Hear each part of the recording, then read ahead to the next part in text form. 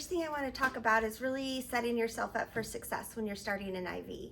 So in order to do that, you need to make sure you have all your right equipment and that you get everything set up in an orderly fashion.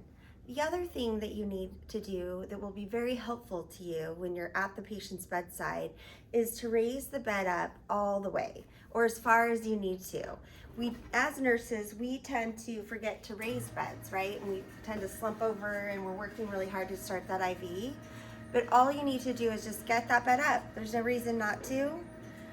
Drop the bed rail, and then make sure you have all of your supplies set up. And I usually do, when I'm working to do an IV, I set the patient up this high. I'm gonna get their bed out of the way. I'm gonna bring my table with all of my supplies over. Gonna raise that up so that I have quick access to everything. So the things that I have here for my IV start, I have two different setups.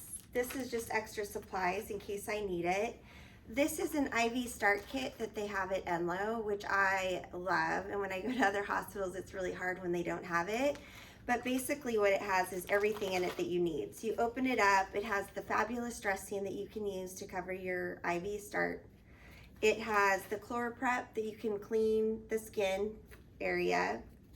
It has that amazing waterproof or leak-proof paper that you can put under the extremity of where you're doing the IV.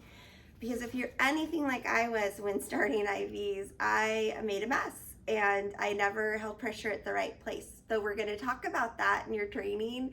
Just know that this is what you can always put under your patient's arm and it'll help absorb anything that you might spill.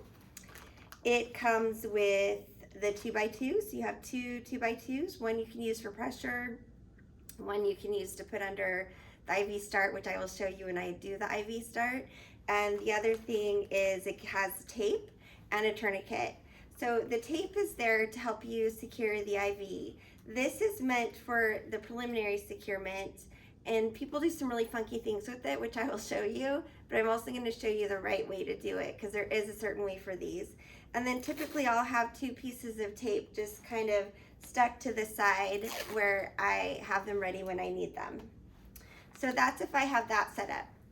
If I don't have that set up, then I'm over here and I have a tourniquet, which I need. I have some alcohol preps, which I'm gonna use. Some hospitals will have little chlorhexidine preps that you can use to clean the site. But if that's not available, alcohol is appropriate. Also, a betadine swab might be appropriate. As an extra supply, I have alcohol swab sticks, which we happen to have here in the lab. And in some hospital settings, you may have these as well.